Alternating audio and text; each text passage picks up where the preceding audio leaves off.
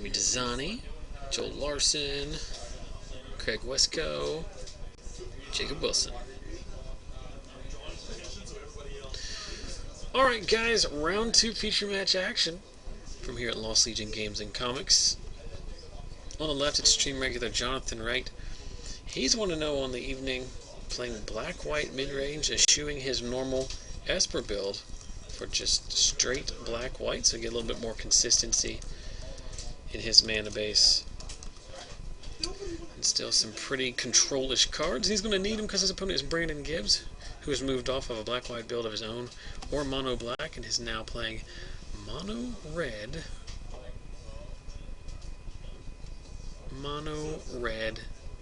aggro.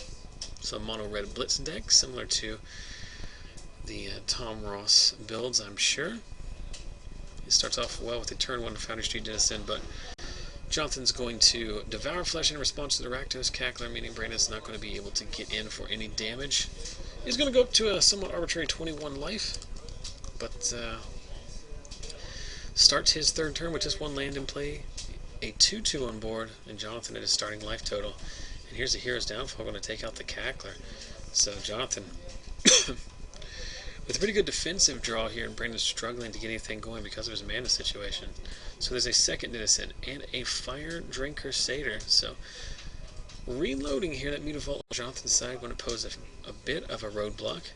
Jonathan would choose to Stone Rain himself in order to take out either of Brandon's 1-drops.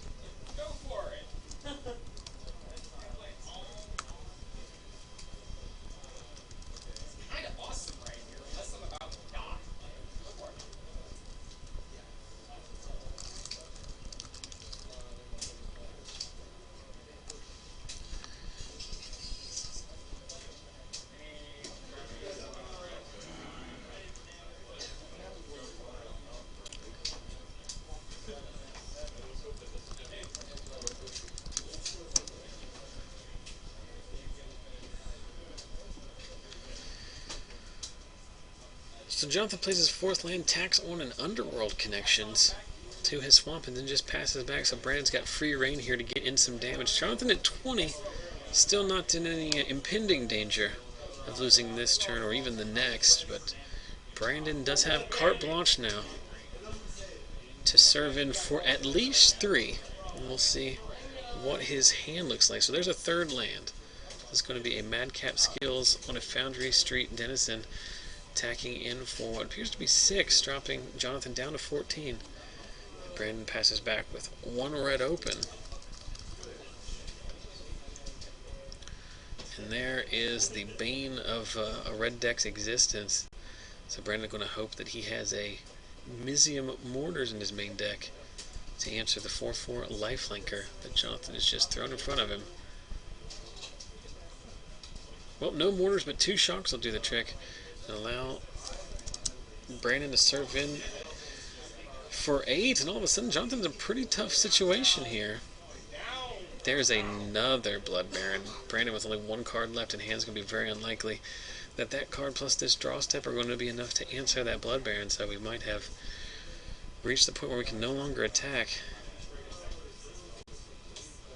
So play another Denizen, another Fire Drinker Satyr. That triggers the first Foundry Street Denizen twice, making it up to 3 power. Madcap makes it 6. So Jonathan down to 2. Now Jonathan is in a precarious situation. He has 2 Mutavaults and a Blood Baron, so he'll be able to block even through a removal spell because of the Madcap skills. But he's facing down 1, 2, 3, 4, 8, 9 power as is. Even with the lifelink off the Blood Baron, he's only going to go up to 6. That's assuming Brandon doesn't draw a red creature, which means his power will go up to 11 because of Denizen activations. Jonathan, one of his last cards in the hand is just a Godless Shrine. So does Jonathan want to dig for action here with Underworld Connections? At this point, one life is pretty comparable to 2. I'd have to do the math exactly to figure out, but I doubt that 1 life point is going to affect him as the board currently sits. But also not sure what he can find that would really dig him out of this. Not sure if this deck plays Bile Blight. That'd be pretty good in this spot. Drown in Sorrow would be tremendously good in this spot. So Jonathan decides just to attack with his Blood Baron. That'll put him up to 6 off lifelink, dropping Brandon down to 17. Leaving up 4 mana and 2 Mutavaults, one of which has an Underworld Connections on it. Brandon draws his card and now debates his attacks. So we're serving in with everything. It's just a matter of, is there any other shenanigans? So Jonathan, at a minimum here, is somewhat obliged to trade both of his Mutavaults for Fire Drinker Satyrs, I would think. Then he would take 5 down to 1 and die to a burn spell, but what can you do, really? If the last card in his hand is a 2-mana removal spell, then he's in pretty good shape here. The fact that Brandon is allowing him to get to blocks somewhat indicates that he doesn't have a removal spell, though, or doesn't have a burn spell, though. I don't really think there's a situation in which Brandon would be burning a Mutavault.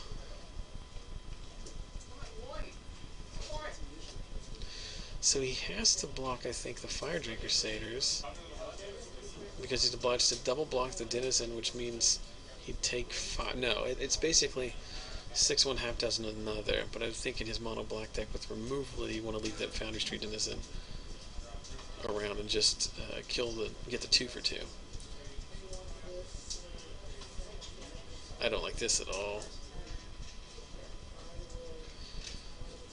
Oh, maybe Jonathan doesn't like it either. I'm trying to figure out the reason why you wouldn't want to double block the, put them on both Satyrs. That's what I would do, not sure if it is correct, so to speak. But that means 5 damage is going to get through, putting Jonathan down to 1. Brandon is going to take 4 damage this way because of the Fire Drinker's ability. So Jonathan does in fact go down to 1. What is the last card in Brandon's hand? It's likely a land. Can't imagine anything else it would be unless it's a Mizzium Mortars.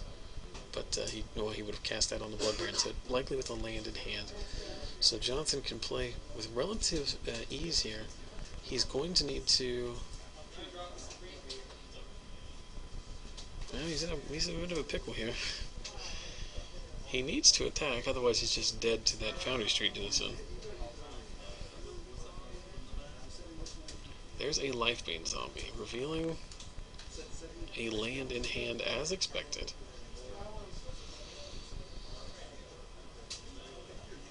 And Jonathan just passes back. Now that he has a second blocker, he can effectively stop Brandon from attacking with the Madcap Skilled. The Foundry Street Denizen with Madcap Skills. Skills with a Z, I think, in this case. So Brandon draws again. Looks like a creature. It is a Rakdos Cackler. It is unleashed. So we serve in 4, 6. Now, the good thing about this attack for Brandon is that Jonathan has to block. Because of that creature, Jonathan has to block the Madcap Skilled Denizen. That will put him up to 5 off the lifelink, but he will lose his Blood Baron in combat. If Jonathan just blocks the Foundry Street Denizen with his lifelinker, he'll go up to 5, but he'll die exactly to the now 5-powered enchanted creature.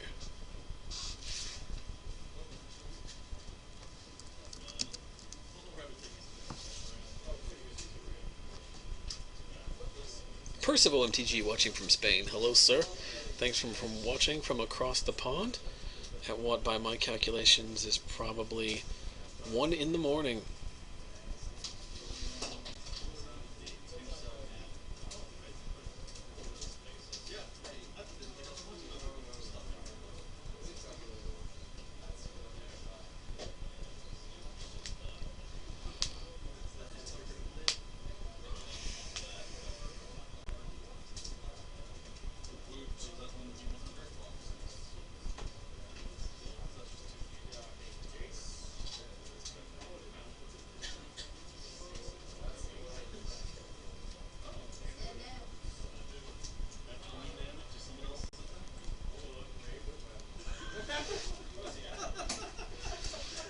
I don't think there's, Jonathan's a very good player, and I'm sure he's going to consider all of his options, but I really don't see anyone that doesn't involve throwing both of your creatures away and getting in front of the Foundry Street Denizen, because he just dies otherwise. Am I just missing something here?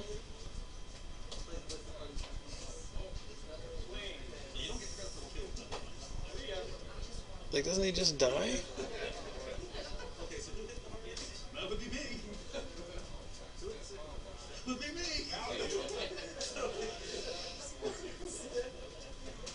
Did I miss something there? What power is the Foundry Street Denizen? Well, I guess I can't correct it if it's a trigger. I don't want to go do that.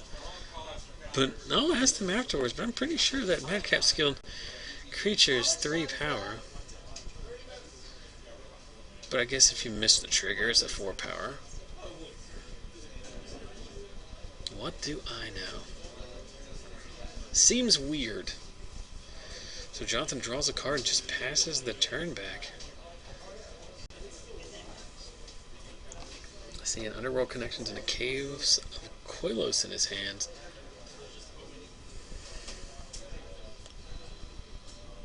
So Brandon fighting a good fight here. Madcap Skill is doing a lot of work against a double Blood Baron draw out of Jonathan. Brandon fortunate to have 2 shocks to deal with the first one and have Jonathan at low enough life total that he can't effectively attack.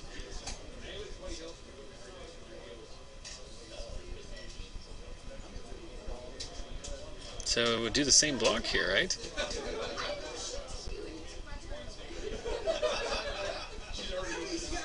Why is Brandon attacking with the Rakdos Cackler here? This seems odd. The last 2 turns of this game have been odd to me.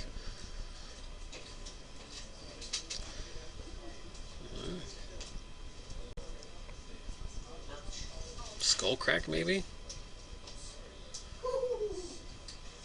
Alright, Searing Blood finishes it off.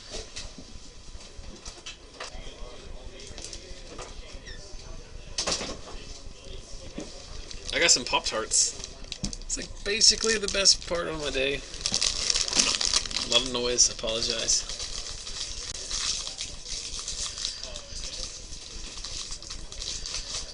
Alright, if you can hear me over the crinkling of this Pop-Tart wrapper, we've got game 2 of round 2. Brandon Gibbs tried to throw a game away, but ended up getting there in the end as his mono red deck overcame not 1 but 2 Blood Barons out of the black-white mid-range deck of Jonathan Wright. So Jonathan on the play trying to break back even.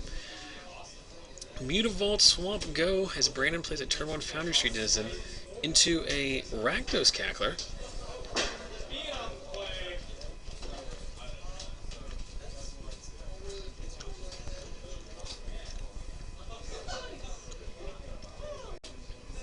And there's a Doomblade on the Foundry Street Denizen. So Jonathan pursuing his life total still at 20.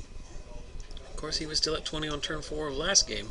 Somehow found a way to lose that one.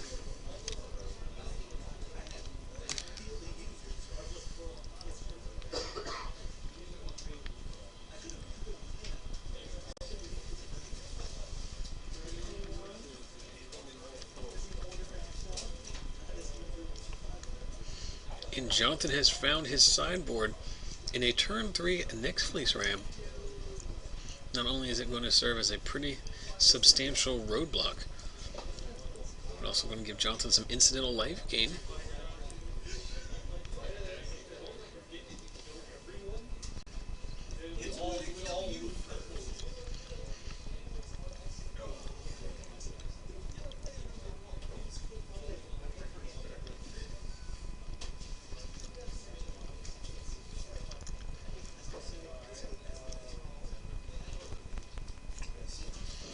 Gibbs suiting up his Rakdos Cackler with a Dragon Mantle. Mantle pretty good as a mana sink. It does cantrip in this deck that likely plays only about 19 lands. Anyway, also not sure if Gibbs is playing a Crowan Crusader or not, as it might just be a little too cute, but if he is playing a heroic sub-theme, obviously the Dragon Mantle doing some work in that regard as well. So Brandon serves in, and Jonathan blocks with his Next Fleece Ram. No tricks from Brandon. So So Jonathan goes back up to 20.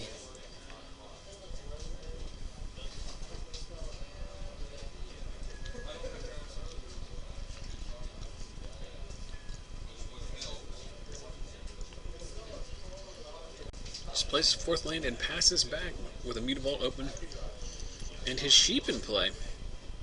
Brandon flooding out slightly here as he plays his fourth land on his fourth turn.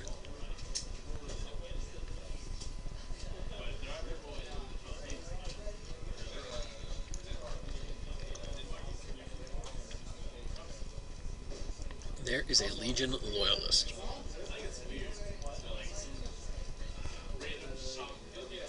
Sherbin with the hasty 1/1 and the Rakdos Cackler.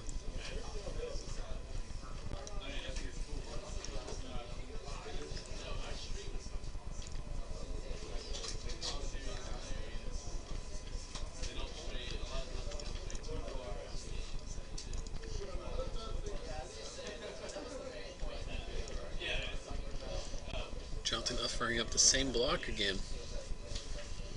See what Gibbs wants to do here. He can sink his mana into the Dragon Mantle, but he does open himself up to a Time Walk of sorts if Jonathan has a removal spell.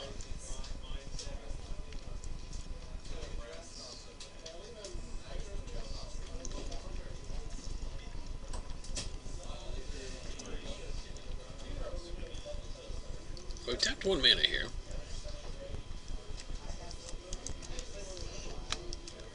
And there is the hero's downfall.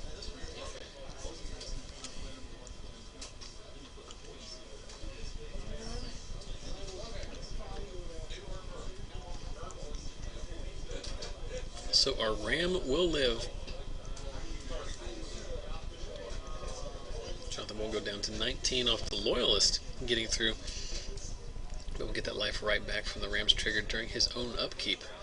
So Jonathan will and truly ahead here. Just needs to find a way of closing this game out.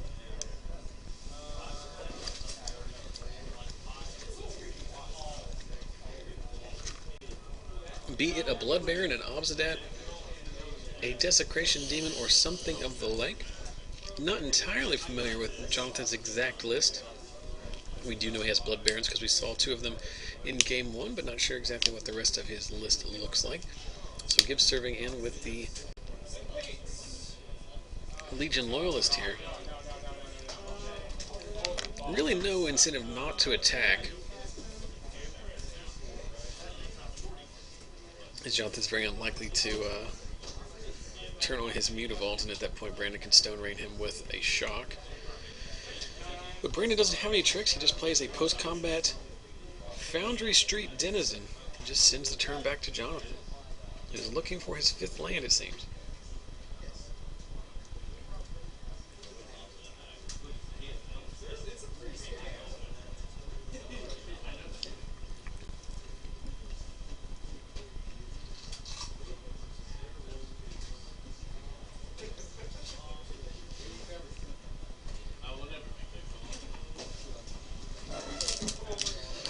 Jonathan thinks about his play. It's a tapped Godless Shrine while I enjoy the second half of this delicious Pop-Tart. So Brandon in a world of hurt here. He's drawn 4 lands in his deck that never wants to draw more than about 3.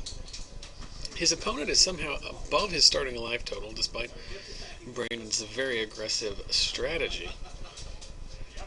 He's running out of cards in hand. He's facing down an 0-5 wall. So he starts to turn off with a Fire Drinker Satyr. That will trigger his Foundry Street Denizen. It's now a 2-power threat, and he serves in with the team. Nyx Fleece blocks the Denizen.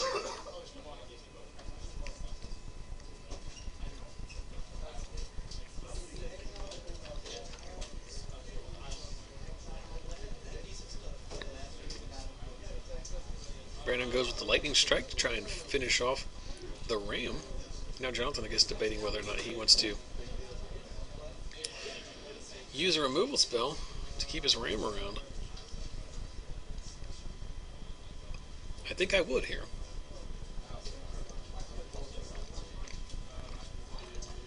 Wow.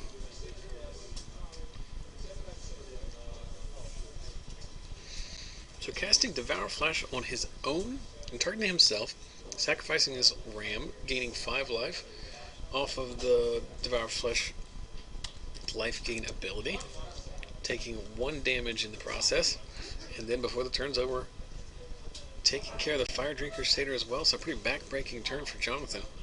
Brandon well and truly up against it at this point. Jonathan just digging for a win condition at this point. And there's the Blood Baron.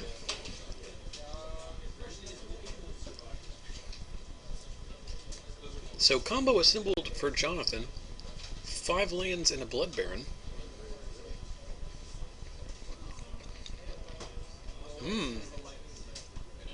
Double Searing Blood on the Blood Baron. Not only gets rid of the threat, but also knocks Jonathan down to 6 life. And with the attack, he goes down to 17. So Brandon's still in this thing. Tapping his Caves of Koilos for an Obsidet, and that's probably the death knell. So Jonathan goes up to 18. Brandon down to 20. Or down to 18, I should say. Facing down an incremental life gain every turn. And a 5 power threat that he can't kill. Well, it's not to say he can't kill it. He's just going to have to 2-for-1 himself pretty hard.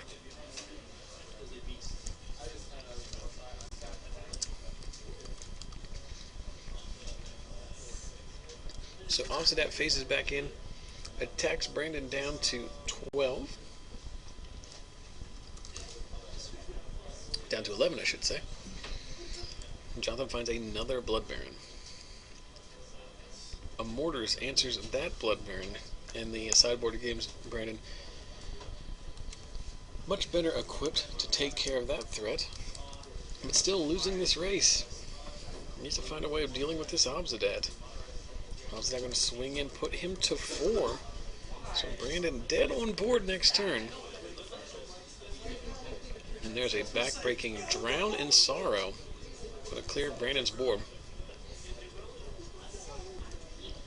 Follows up with a Pack Rat for good measure. And we do in fact move to a decider.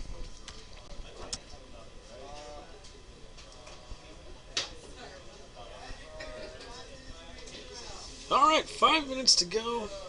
4 cards in Brandon Gibbs' hand as he is mulled into oblivion. Starts off with a turn 1 Fire Drinker Satyr, so it could be a lot worse here. We'll see how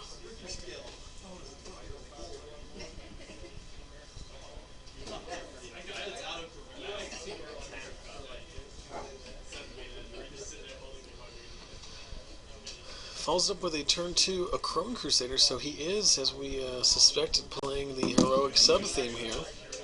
Some of these mono-red decks eschew that plan as being slightly too laborious. But Brandon, 2 1-drops off of 1 mountain. Pretty much where he wants to be on this unfortunate mull to 4 on the play.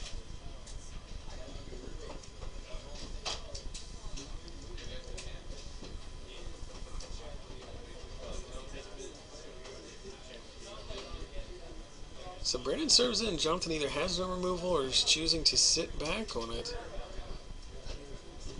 He's down to 15. You don't want to be the guy with the control deck who loses to a mull to 4.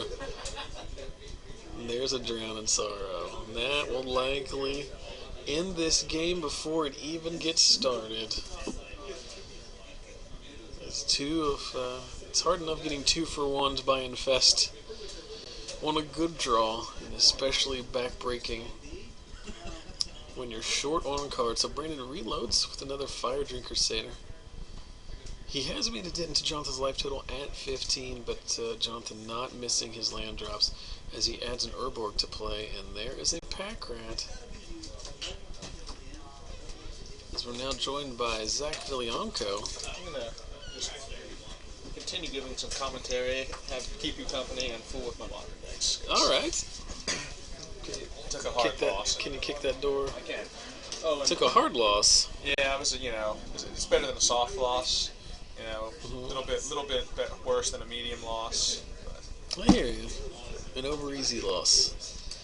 Well, we're watching Brand. He's looking for what? He's looking for Ion of the Great Rebels, by the way. But sorry, didn't mean to. I have some. So yeah, what are we watching here? So we've got Brandon Gibbs, Jonathan Wright. They're all tied up. Brandon, with his mono red deck, beat 2 Blood Baron of Vizkopa in game 1. Wow. But then Jonathan basically drew all of his sideboard and finished the game up with an Obsidat in game number 2. And in game 3, Brandon mulled to 4 cards on the play. Started with 2 1-drops, but Drown in Sorrow from Jonathan kind of put that to an end. Yeah, he looks like he's in significant trouble right now. Well, it's hard. It's hard to win a game on 4 magic cards, period. Especially when your deck is designed to play a lot of 1/1s. Yeah. And cast Titan Strength on things. Rebel Belt Maka. Yep. Rebel Belt Maka, unfortunately not triggering Heroic. Oh, yeah, yeah. It is the best Heroic spell when it's not a spell. There is a Banishing Light discarded to Packrat, making a Packrat token. Now that box next to there actually has Packrat tokens in it, but I would be expecting a lot out of our players to use the correct tokens. They are buried in there. I'm sure you would have to find them. But Rick Pittman did make some custom Packrat tokens for us, so we appreciate that. He's currently playing Raw Deal, I think.